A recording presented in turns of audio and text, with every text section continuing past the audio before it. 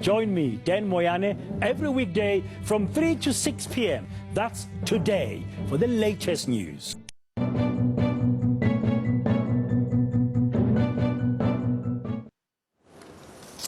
Over a quarter of the country's population is unemployed. Now, this is due to a lack of jobs, but at the same time, lack of skills for available positions. Now, there are efforts to provide the country's youth with technical and vocational skills in an effort to reverse this crisis. Annually, 30,000 artisans specializing in different trades are expected to enter the market as part of the National Development Plan. For more details, we welcome Ms. Sizakele Mphatsoe, Head of Education and Civil Society at the Kagiso Trust. She joins me now live. Thank you so much, Ms. Mphatsoe, for joining me this evening.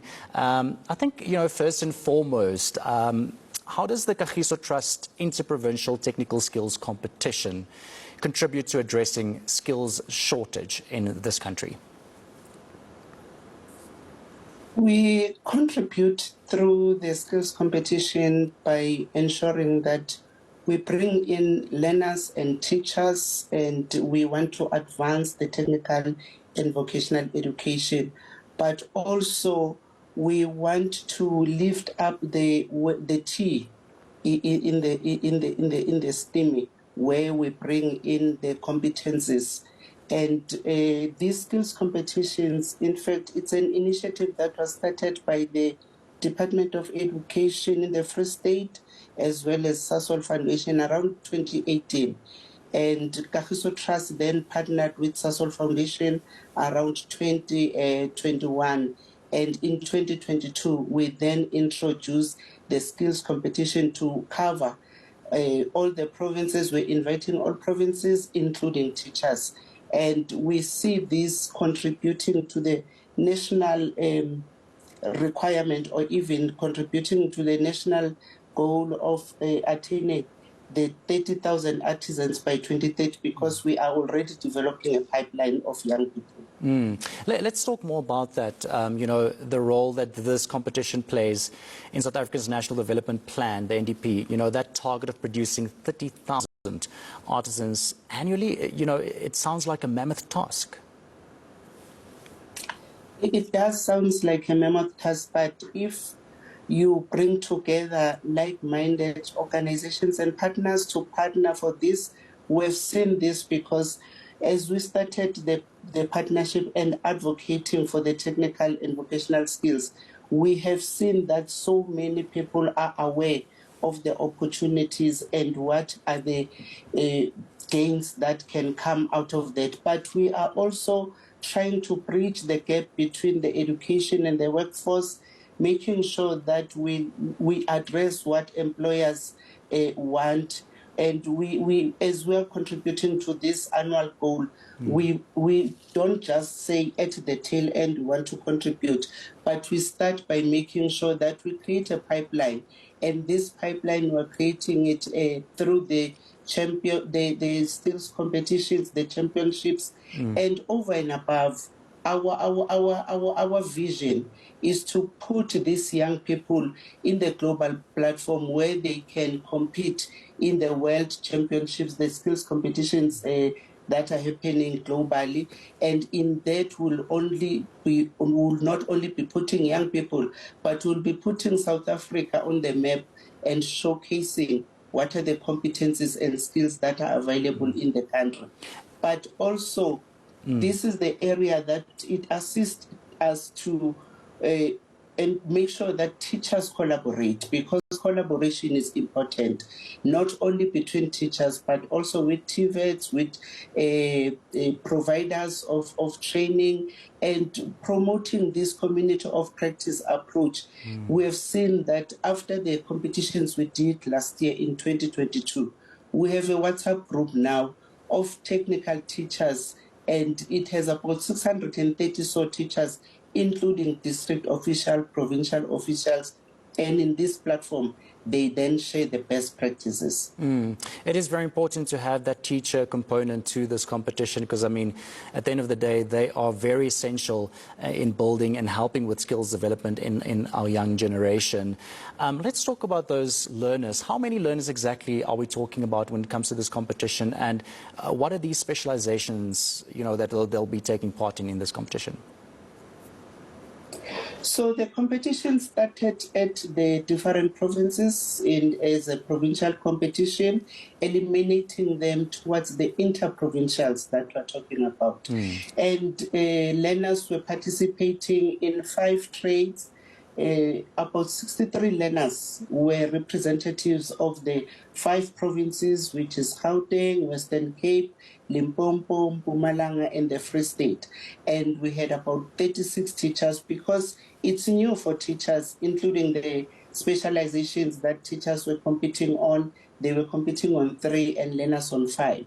And the skills that were showcased by the participants were the welding skills, were the wiring of circuits, were measurement skills, bending skills, cutting according to measurement, assembling according to specifications. You could see the different prototypes that they had produced, which they also took home. So they made brace stands. They were also, in terms of power system, they were wiring. They were doing domestic wiring. They also did construction where they built a fireplace. They also built a brace stand. It's Christmas time now. We're encouraging our learners that you can go back to where you come from and make the price stand and sell it to your teachers, to your neighbors, to your parents, family, or friends. And they also, for the woodwork, they produce beautiful cell phone stands, and also fruit baskets. And what is key is that it boosts confidence in the learners because they took these things back home and it's something that they could show. And in a way, it also assists us to be in line with the department's 3 streams model of creating awareness and advocating for the stream.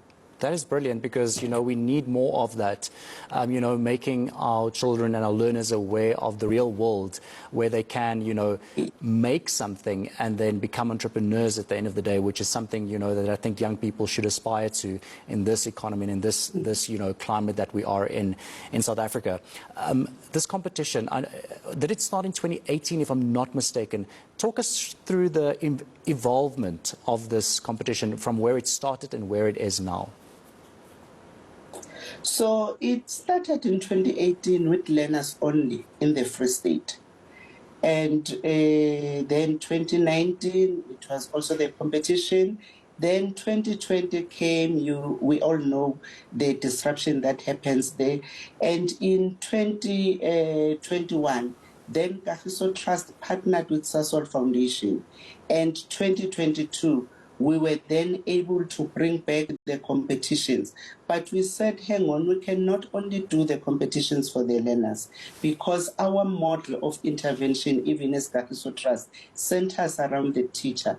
And we said we need teachers here because teachers are the ones that impart skills and knowledge to learners. And if they can hone their skill and strengthen their capability and competency, then we will see results that are not only once-off results but are sustainable.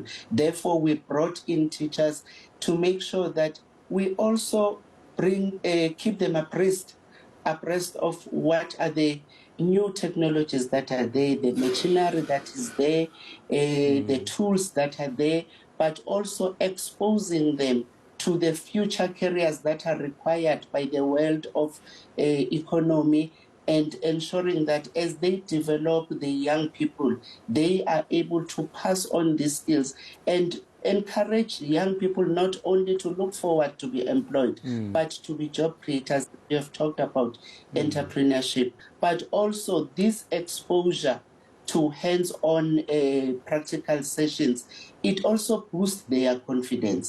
And for us, it assists us as people who want to support to make sure that we bring quality, to intervene where the intervention is required and needed. And therefore, the assessment report that is derived from the competitions, we use it to inform the interventions and identify areas of development, especially on the side of the teacher. Thank you so much for your time this evening, and thank you so much for informing us about this amazing initiative and this competition. Ms. Sizakele Mphatsoe, Head of Education and Civil Society at the Kagiso Trust. Of course, this competition, the Sasol Kagiso Trust Interprovincial Technical Skills Competition, contributes to addressing skills shortage in South Africa. Of course, 63 learners will be taking part in this, and we wish them all of the best. Let's go to this now.